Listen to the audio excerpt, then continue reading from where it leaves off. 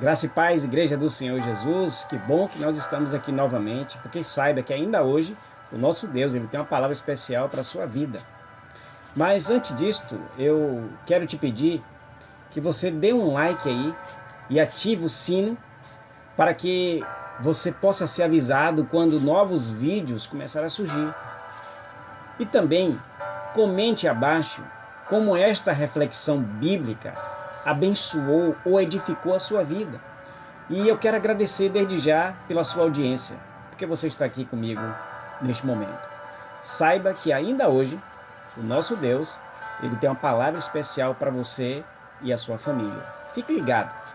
Eu estou com a minha Bíblia aberta no Evangelho que escreveu o Dr. Lucas, o Evangelho de Lucas, no capítulo 15, versículo 11. Diz assim o texto: o homem tinha 2 filhos. O mais novo disse ao seu pai: Pai, eu quero a minha parte da herança. Assim ele repartiu sua propriedade entre eles. Meus queridos, Jesus Cristo, ele gostava sempre de falar com as famílias, ou com as pessoas, ou com seus discípulos, ou com pessoas que caminhavam com ele. Ele sempre gostava de trazer uma verdade bíblica contando parábolas. Então, uma parábola contada por Jesus é esta que eu quero falar com vocês. Uma delas é a parábola do filho pródigo. E esta parábola é de grande interesse pelas famílias de hoje, porque eu quero falar hoje um pouquinho às famílias, a você que está aí em sua casa. E Cristo gostava de falar por parábolas. A parábola do filho pródigo, ela podia ser uma criação da mente de Jesus ou um caso real típico que ele conhecia, mas por questões éticas ele começa a omitir aqui alguns nomes ou até mesmo o local em que aquela família morava. Embora seja uma parábola usada pelos escritores e pregadores evangélicos, a fim de ressaltar o grande amor de Deus para o pecador, e eu creio que este tenha sido o objetivo principal de Jesus, de pregar a palavra de Deus, de contar as parábolas para atrair o homem a Jesus, para atrair o homem ao próprio Deus. Mostrar ao pecador a grande importância do arrependimento e do retorno ao seu próprio Pai. Mas a parábola também, ela pode nos ensinar e trazer grandes lições sobre a vida em família. Olha bem, me acompanhe, que Jesus, ao contar esta parábola, ele nos dá o retrato de um tipo de família. Logo no início da história, ele está afirmando assim: certo homem tinha 2 filhos. E aí vem a grande pergunta: a ausência da esposa e da mãe foi simplesmente omitida ou era uma família monoparental da época? Isto é, só com a presença de um dos pais? Cremos, meus queridos, que se naquela família houvesse a presença de uma mulher, pois Jesus sempre as valorizou, certamente ele teria feito menção a esta mulher. Talvez a esposa daquele homem e mãe daqueles 2 jovens rapazes tivesse morrido. Em nossas igrejas existem muitas famílias dessa forma. São famílias monoparentais com a presença de um dos pais apenas, ou são famílias de viúvos ou viúvas que lutam para criar os filhos e até mesmo os seus próprios netos. Também podem ser famílias que experimentaram a dor do divórcio, ou mesmo famílias de pais ou mães solteiras. Mas são famílias amadas por Deus também, e que também devemos amá-las, e que nós também precisamos amar essas famílias. Nossa tendência é ver dificuldades só nas atitudes do filho mais novo, que é o caso aqui contado nesta parábola aqui do filho pródigo. Mas quando voltamos a nossa própria atenção para os costumes familiares daquela época do Oriente Médio, nós podemos afirmar que havia uma certa dificuldade de relacionamento entre aqueles 2 irmãos. Hoje, por exemplo, há quantas dificuldades de relacionamento entre 2 irmãos? Há quantas dificuldades nos relacionamentos, no seio familiar, principalmente nessa pandemia, principalmente nessa quarentena familiar, em que eu não posso respirar um pouco porque eu não posso sair. Isso também, se for pessoas de risco, dificilmente aquela pessoa vai sair. Dificilmente aquela pessoa vai sair. Por isso que nós precisamos procurar se relacionar bem entre as pessoas do nosso próprio convívio. Mas voltando ao assunto, jamais, de acordo com os costumes daquela época, um filho poderia pedir parte da herança que lhe cabia. Isso não poderia acontecer nunca. Um estudioso, Kennedy Bailey, em seu livro A Poesia e o Camponês, ele nos dá uma luz e ótimas informações sobre isto que eu estou falando. Ele diz: não existe lei ou costume entre os judeus ou árabes que dê ao filho o direito de uma parte da herança do pai enquanto este ainda está vivo. Então, meu querido, tendo o filho pedido parte daquela herança, cabia ao filho mais velho. Ainda conforme as tradições, este filho deveria tomar a iniciativa de pacificação naquele pedido tão sem afeto do irmão mais novo. Na expressão repartiu-lhes, podemos perceber, meus irmãos, que o filho mais velho silenciou. Ele se calou e parece que ele aproveitou da ocasião para também ter a sua própria parte, porque o texto diz que o pai dividiu entre eles. Então, meus irmãos, se houvesse um bom relacionamento e afeto entre os membros daquela família, certamente o filho mais velho teria feito o seu irmão rever o seu pedido e começar a pedir mais respeito para com o seu pai e pedir mais respeito para com o pai. Como faltava este sentimento também no seu coração, o silêncio falou mais alto. O pai, mesmo percebendo toda esta disfunção naquela família, ele atende ao pedido e deixa o seu filho ir em paz. O pai demonstra um amor tão grande e de forma tão incrível, concede-lhe o que aquele filho mais novo está pedindo. Uma das características daquele que ama, meus irmãos, por mais paradoxo que possa parecer, é a capacidade de dar liberdade ao ser amado. Deus poderia não dar liberdade ao homem ao fazer as suas próprias escolhas, mas contrariaria uma das características do seu grande amor, do grande amor de Deus, meus queridos. Ao pedir prematuramente a herança, sair para uma terra distante e lá gastar todos os seus bens que foram adquiridos em uma pequena propriedade agrícola, aquele jovem estava chamando para si mesmo toda sorte de rejeição, não só por parte da família, como também da aldeia em que ele morava. Um jovem que agisse desta maneira, ao retornar à aldeia, ele sofreria com certeza sérias hostilidades por parte dos vizinhos. E de acordo com os estudiosos tradicionais e orientais da época, aquele jovem poderia sofrer abusos verbais. Ele poderia sofrer também agressões físicas e zombarias diversas. O pai, sabendo disso, ao notar a sua aproximação, a aproximação daquele filho mais novo que se arrepende do seu erro e volta, ele corre em direção a este filho, o abraça e o beija.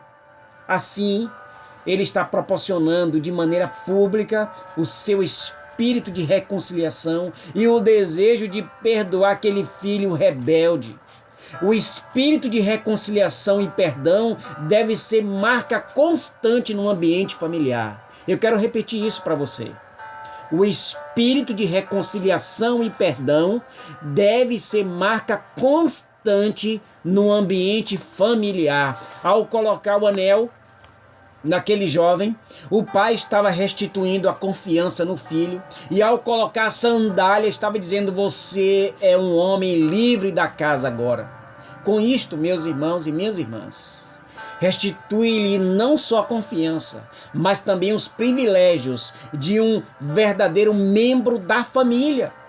Houve nestes gestos o desejo de reintegração. Se há algo que todo membro da família deseja, é o sentimento de pertencer, é o sentimento de conexão. Eu me conecto, você se conecta com a sua casa, com a sua família. Foi isto que aquele pai proporcionou ao filho mais novo. Embora o filho mais velho não se tenha afastado fisicamente, havia no coração daquele filho mais velho um distanciamento emocional. Foi por isto que ele não correu para saber o que estava acontecendo. Preferiu perguntar a alguém. Ele perguntou a alguém. Ele não foi até a casa. Ele pergunta a terceiros. Ao saber dos fatos, indignou-se e não desejou participar da festa. Ele tinha uma visão deturpada de si mesmo, dizendo que era um servo apenas, e dizia assim: há tanto tempo te sirvo, meu pai. Então ele tinha uma visão deturpada de si mesmo, dizendo que era apenas um servo e não filho. Além de associar-se os momentos alegres só quando estava com os próprios amigos e não com a sua família. Há pessoas que só têm momentos alegres quando estão com seus amigos. Agora, esse momento que estamos em quarentena, aproveita esse momento para estar um pouquinho mais com a sua família e se alegre com a sua família. Aquele jovem, o filho mais velho daquele pai, ele não experimentava alegria em família. Ele tinha se auto-excluído da comunhão familiar. Também cultivava ainda em seu próprio coração, no seu coração, ele cultivava no seu coração um relacionamento na base de troca, ao dizer: nunca transgredi um mandamento teu. Ele tinha uma visão fragmentada também da família, que ele fala: este teu filho. Ele não diz assim: olha, este teu filho, mas também meu irmão. Mas ele fala: este teu filho aí. E continua com os pensamentos voltados somente para os bens materiais. Ele despedaçou todos os teus bens. Ou seja, ele não se preocupou, ele não se alegrou com o retorno e com a volta do seu próprio irmão, que era o mais importante. O pai, meu querido, por sua vez, motivado pelo grande amor, ele lança-lhe também um apelo à reconciliação a este filho mais velho e tenta resgatar no seu próprio coração que ele não era um servo, mas filho, e que o mais importante era a unidade familiar. Olha o que diz o texto aqui, olha. Quando o texto diz assim, meus irmãos, olha, disse o pai: meu filho, você está sempre comigo e tudo que eu tenho é seu. Mas nós tínhamos que celebrar a volta deste teu irmão e se alegrar conosco, porque ele estava morto e voltou à vida. Estava perdido e foi achado.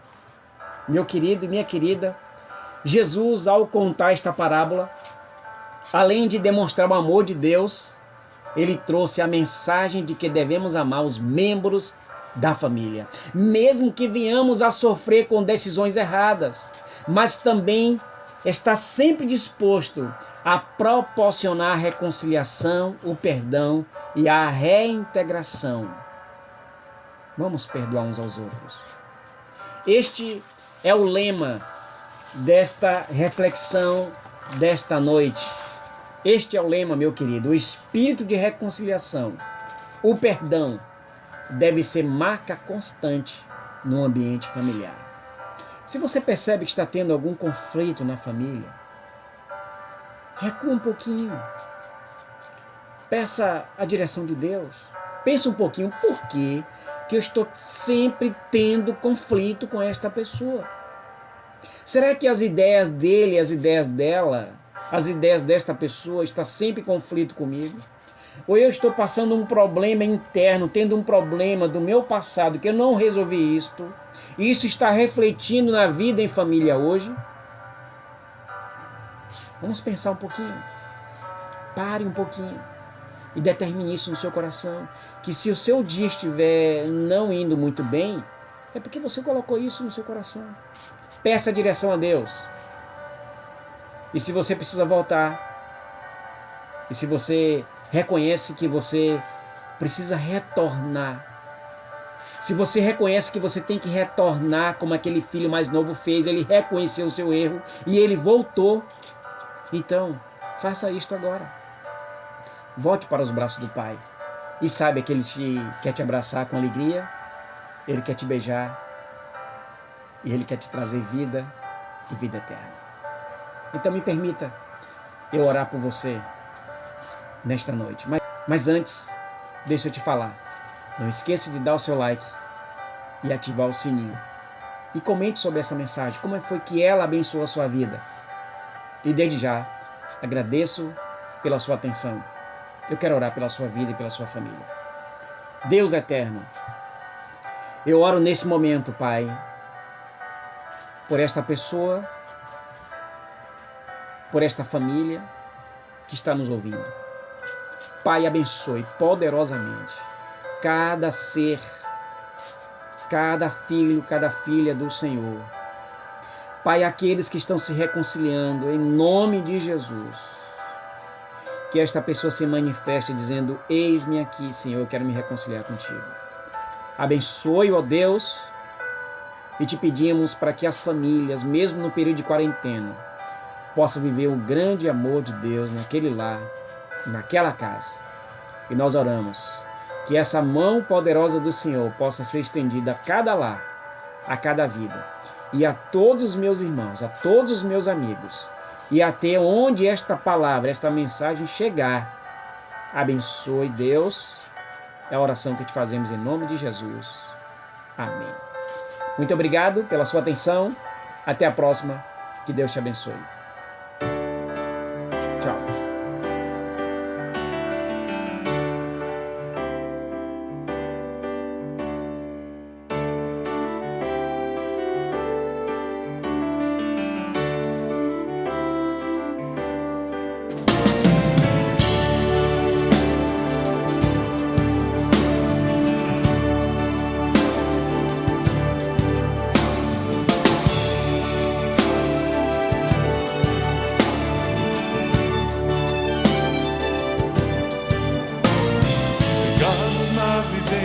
Vamos frutificar, alimento no tronco jamais faltará. Somos ramos que brotam no tronco que é o Senhor, comendo do pão e bebendo da fonte de amor. Ligados na videira, vamos frutificar, alimento no tronco jamais faltará. Somos ramos que brotam no tronco que é o Senhor, comendo do pão e bebendo da fonte de amor. Jornando vida em adoração, levando vida e libertação. Viva na vida no nosso irmão, repartindo a vida através do pão, servindo uns aos outros e glorificando ao Senhor.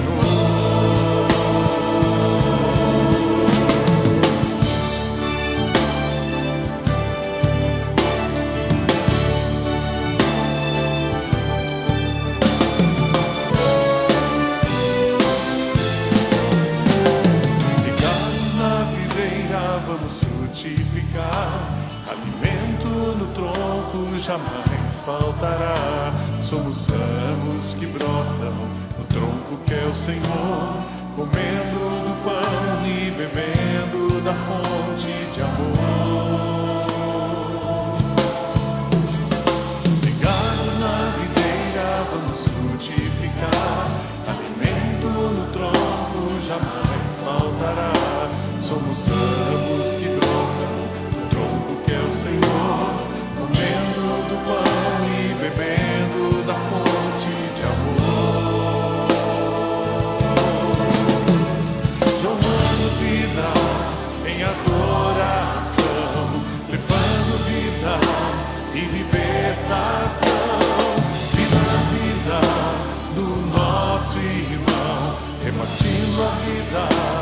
através do pão, servindo uns aos outros